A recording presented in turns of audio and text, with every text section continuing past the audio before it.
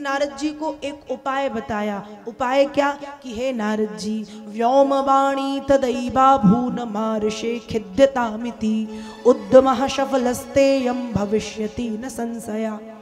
आकाशवाणी हुई है कि हे नारद जी, भक्ति ज्ञान और वैराग्य को यदि आप ठीक करना चाहते हैं तो आपको संत शिरोमणियों से मिलना पड़ेगा। ऐसा कह के आकाशवाणी हो गई बंद। अब नारद जी की चिंता और बढ़ गई। नारद जी सोचने लगे यदि भगवान को बताना था तो पूरी बात बताते।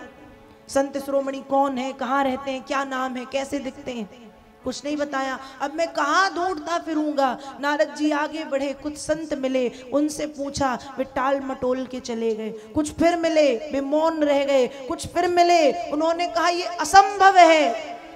और संसार में हाहाकार मच गया कि देवर्षि नारद जैसे संत जब ज्ञान वैराग्य को ठीक नहीं कर पाए तो कलयुग के कलयुगी संत कैसे ठीक करेंगे। अब नारद जी की चिंता बढ़ गई। नारद जी ने सोचा कि सब छोड़ छाड़ के बद्रीनाथ में जाके तपस्या करूंगा। भगवान प्रकट होंगे तो वरदान मांग लूंगा कि भक्ति ज्ञान वैराग्य को ठीक कर दो। अब नारद जी जब बद्री विशाल पहुंचे तो भाग्यवान थे कि बद्रीनाथ में नारद जी को सनत कुमार आदि ऋषियों का दर्शन हुआ है और यही संत शिरोमणि है। उम्र है करोड़ों वर्ष, पर तपबल इतना है कि 5 वर्ष के बच्चे की तरह दिखते हैं। संख्या है 4, नाम है सनक सनंदन सनातन सनत कुमार आदि ऋषि। नारद जी ने तुरंत प्रणाम किया, चरणों को पकड़ लिया।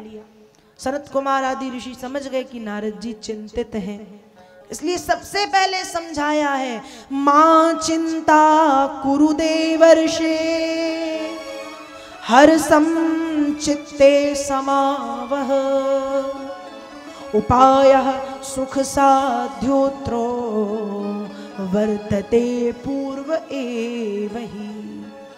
नारद जी चिंता मत करो, मां चिंता कुरु देवर्षे, चिंता मत करो। हर्षम चित्ते समावह, अपने हृदय में प्रसन्नता लाओ। ध्यान रखिएगा, चिंता और चिता में केवल आधे नाकांतर है, एक छोटी सी बिंदी का। चिंता और चिता पर फर्क कितना। चिता में मुर्दे जलाए जाते हैं और चिंता में हम जिंदा ही जल जाते हैं। इसलिए व्यक्ति को चिंता नहीं करनी चाहिए। और देखो एक बात और, चिंता यदि जल्दी बूढ़ा होना है ना तो दुनिया भर की जितनी समस्याएं हैं और जितनी चिंताएं हैं सब अपने सिर पे ले लो। 1 महीने में उम्र से बड़े ना दिखने लगो तो कहना झुर्रियां पड़ जाएंगी, आंखों के नीचे काले काले गहरे गहरे दाग आ जाएंगे। चिंता नहीं। एक बड़ा प्यारा भजन आता है, थोड़ा सा सुन लीजिए, सुनिएगा कि चिंता नहीं करनी चाहिए। एक बड़े वृंदावन में बहुत बड़े संत हुए, वे लिखते हैं, अरे चिंता करे बलाय हमारी। कौन करे?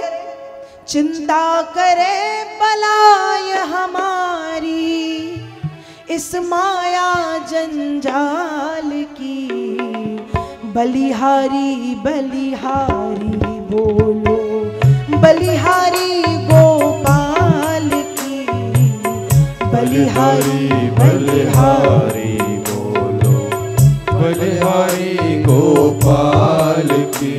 बहुत ज्यादा चिंता करने की जरूरत नहीं है, सुनिएगा। जिस मालिक ने जन्म दिया वो अन्य वस्त्र भी देवेगा, जिस मालिक ने जन्म दिया वो अन्य वस्त्र भी दे देगा। सर ढकने को छत देवेगा, शरण भी अपनी लेवेगा। सर ढकने को छत भी देगा, शरण अपनी भी ले लेगा। भजन करो निर्भय हो छोड़ो, भजन करो निर्भय हो छोड़ो, चिंता रोटी दाल की। दोनों हाथ ऊपर कर लें सभी और बलिहारी बलिहारी बोलो, बलिहारी नंदलाल की। बलिहारी बलिहारी बोलो, बलिहारी गोपाल की।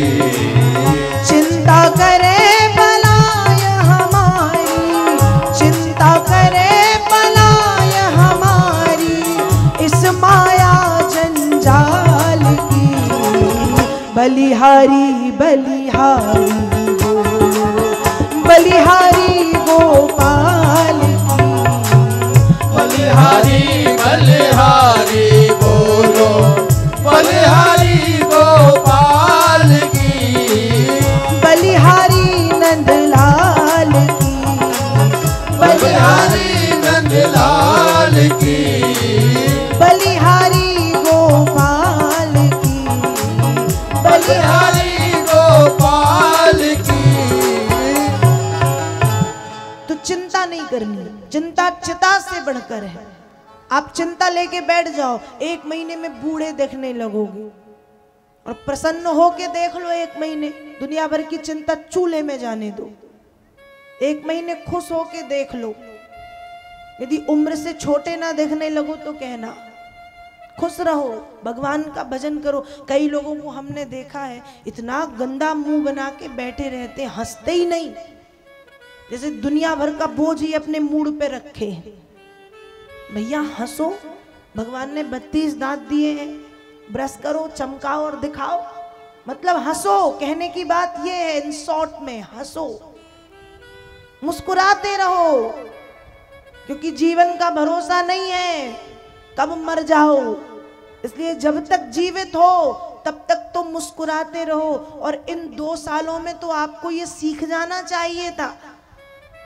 अभी 2 साल जो बीते हमारे बड़े भयंकर, तो इन 2 सालों में तो मुस्कुराना सीख लेते। समाज की, दुनिया की, परिवार की, पड़ोस की झंझटों से मुक्ति पाके हंसते रहो, मुस्कुराते रहो। भगवान ने इतना सुंदर चेहरा दिया है, हंसोगे तो सुंदरता बढ़ जाएगी, हंसोगे तो खून बढ़ेगा, हंसोगे तो सुंदरता बढ़ेगी, उम्र छोटी लगेगी। और यदि उम्र के पहले बूढ़े होना है तो 1 महीने चिंता करके देख लो। 1 महीने नहीं, 1 हफ्ते में परिवर्तन दिखने लगेगा। तो चिंता चिता से बढ़कर है। चिता में मुर्दे जलाए जाते हैं और चिंता में हम जिंदा ही जल जाते हैं। सनत कुमार आदि ऋषियों ने नारद जी को समझाया है कि चिंता मत करो, हर्षम चित्ते, चित्त में प्रसन्नता लाओ। और ज्ञान वैराग्य को जगाने के जो उपाय आपने किए हैं वो असफल जरूर हुए हैं, और आपको आगे पता भी है करना क्या है, पर भूल गए हो। व्यक्ति के जीवन में जब कष्ट आता है तो व्यक्ति अच्छी अच्छी बातें भी भूल जाता है। वैसे ही आप भी भूल गए हो, पर बहुत ज्यादा सोच विचार करने की जरूरत नहीं है। हम बताए दे रहे हैं, जैसे सिंह की गर्जना सुन के भेड़िए भागते हैं, वैसे ही श्रीमद् भागवत की ध्वनि सुन करके कलयुग के पाप और संताप समाप्त हो जाते हैं। इसलिए हे नारद जी, सत्कर्म सूचको नूनम ज्ञान यज्ञ स्मृतो बुधै, श्रीमद्भागवतालापा सतगीता सुखाद्य भी। आप ज्ञान वैराग्य और भक्ति को श्रीमद् भागवत की कथा सुनाइए। ध्यान रखो, ये जो श्रीमद् भागवत की कथा है ये 21 पीढ़ियों का उद्धार करती है। किसका? 21 पीढ़ी, 7 पीढ़ी माँ के पक्ष की, 7 पीढ़ी पिताजी के पक्ष की, और 7 पीढ़ी और इस तरह से 21 पीढ़ियों का उद्धार करती है भागवत। ऐसी है ये पवित्र कथा। तो नारद जी से कहा आप उनको भागवत की कथा सुना दो। नारद जी ने कहा ठीक है, पर पूछ रहे हैं कि ये कथा करनी कहाँ चाहिए, क्योंकि हर कार्य को करने के लिए स्थान की विशेषता है। आप भोजन रसोई में पकाते हो, पूजन के कमरे में तो भोजन नहीं बनाते ना। बोलो, ऐसा होता है क्या कि पूजन कमरे में भोजन बना और भोजन बनाने वाले रसोई में पूजन करो? पढ़ने के लिए बाथरूम में जाओ और नहाने के लिए विद्यालय जाओ। ऐसा करते हो क्या कभी? हर कार्य के लिए स्थान निश्चित है। सोना है तो बेडरूम, पढ़ना है तो स्कूल, पूजन करना है तो मंदिर, भोजन पकाना है रसोई, किचन आपका। हर कार्य के लिए स्थान निश्चित है। वैसे ही यदि श्रीमद् भागवत की कथा घर पे सुनी जाती है तो मात्र 1 गुना फल मिलता है, मंदिर में सुनी जाती है तो 10 गुना फल मिलता है। पर ध्यान रखिएगा, यदि यही कथा पतित पावनी भगवती नर्मदा, गंगा, यमुना, सरस्वती, क्षिप्रा, महानदी, किसी भी पवित्र नदी के तट पर सुनी जाए तो अनंत गुना फल की प्राप्ति होती है। लेकिन अब प्रश्न ये उठता है कि सभी तो गंगा तट पे नहीं जा सकते, सभी हरिद्वार या तीर्थराज प्रयाग नहीं जा सकते, सभी अमरकंटक नहीं जा सकते कथा सुनने। सब में इतना सामर्थ्य और समय नहीं है कि सबके पास। तो क्या जो लोग नदी के तट पर कथा नहीं सुनेंगे उनको फल नहीं मिलेगा? बिल्कुल मिलेगा। सुखदेव जी कहते हैं कि जिस स्थान पर भागवत की कथा होती है वह स्थान ही तीर्थराज प्रयाग बन जाता है, अर्थात गंगा, यमुना, नर्मदा, सरस्वती, क्षिप्रा का तट बन जाता है वो स्थान। मतलब जिस स्थान पे आप आज बैठे हो और यहाँ कथा शुरू हो गई, 7 दिन तक ये स्थान गंगा तट है, ये स्थान नर्मदा तट है, ये स्थान यमुना तट है, ये स्थान महानदी क्षिप्रा गंडकी का तट है। इसलिए जब इस स्थान में आओ तो बड़ी विनम्रता के साथ सर को झुका के, अपनी अकड़ को अपने घर में रख के, अपने अहंकार को अपने घर में रख के, सब घर में रख के यहाँ केवल अपनी सरलता और विनम्रता को लेकर के आओ और इस स्थान पे बैठ के कथा सुनो 7 दिन। तो नारद जी ने पूछा काम कहाँ करें, कथा कहाँ सुनाएं? नारद जी ने की बात सुन के सनत कुमारों ने कहा, श्रृणु नारद वक्ष्यामो विनम्राय विवेकिने, गंगा द्वार समीपे तू तटमानंद नामकम। नारद जी सुनिए, आप बड़े विनम्र एवं मिलनसार हैं, इसलिए हम आपको बताए दे रहे हैं। ये भागवत की कथा आप गंगा मैया के पावन तट पर सुनिएगा, हरिद्वार में आनंद नाम के घाट में।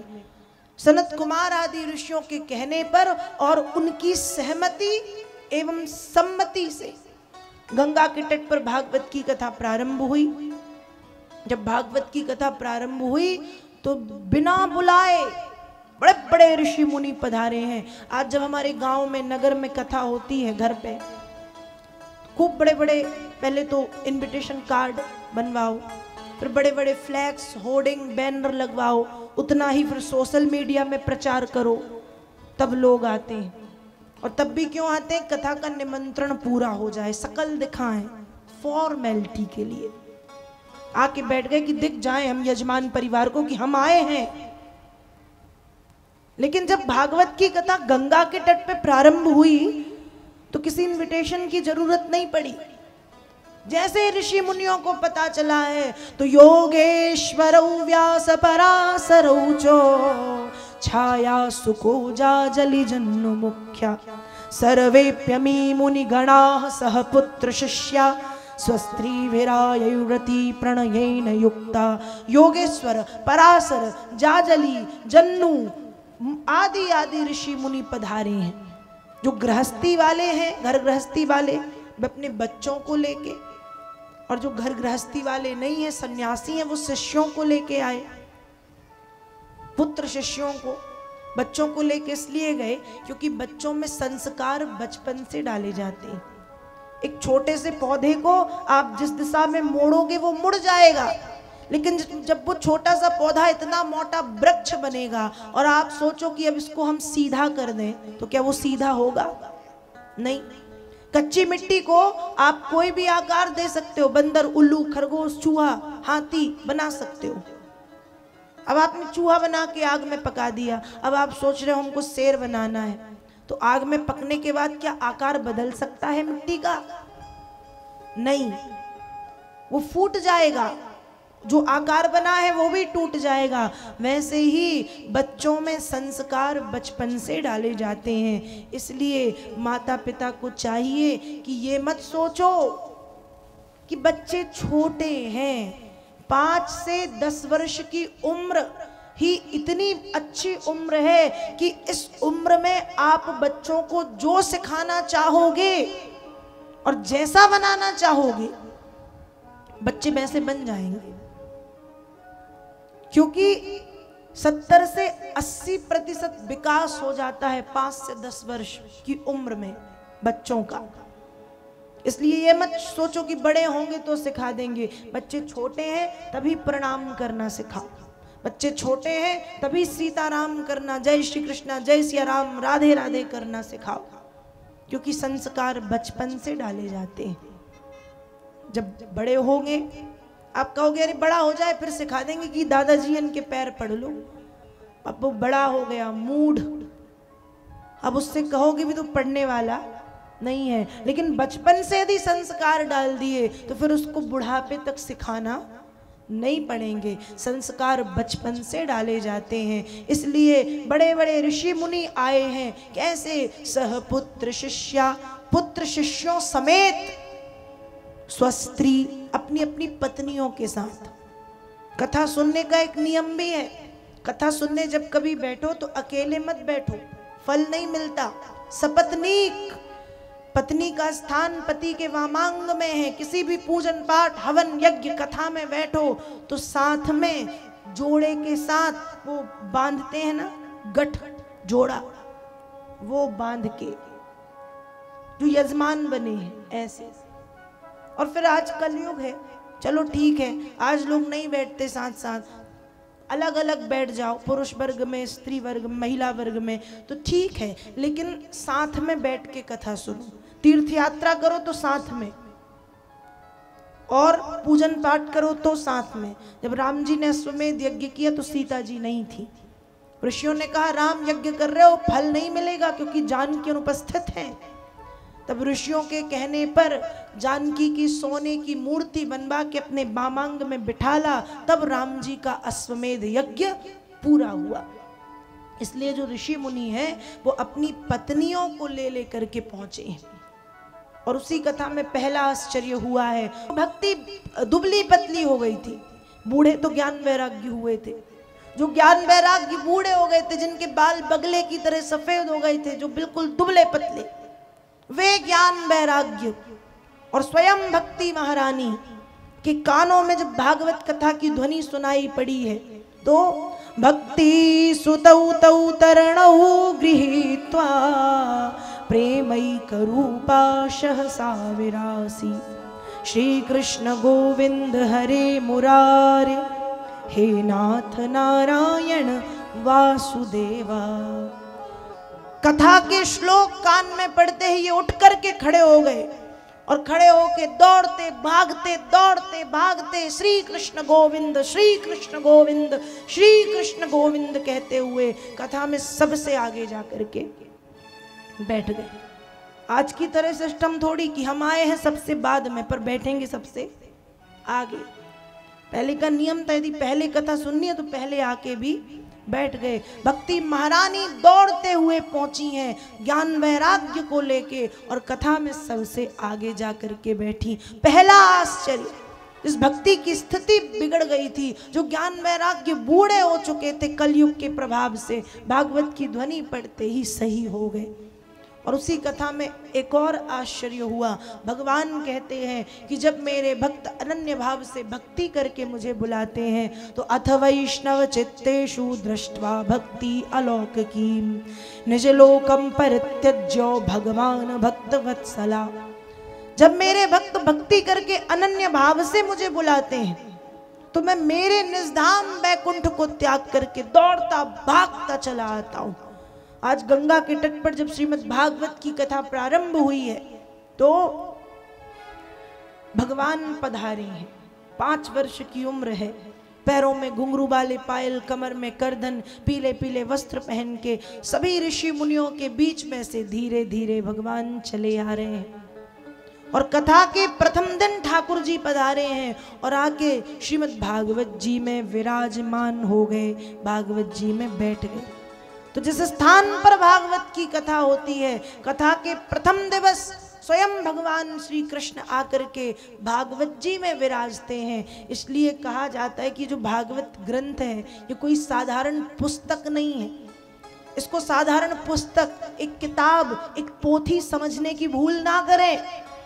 ये जो भागवत जी है, इस भागवत जी में स्वयं भगवान कृष्ण शब्द ब्रह्म के रूप में विराजित हैं। भगवान का परम वांगमय विग्रह है श्रीमद् भागवत।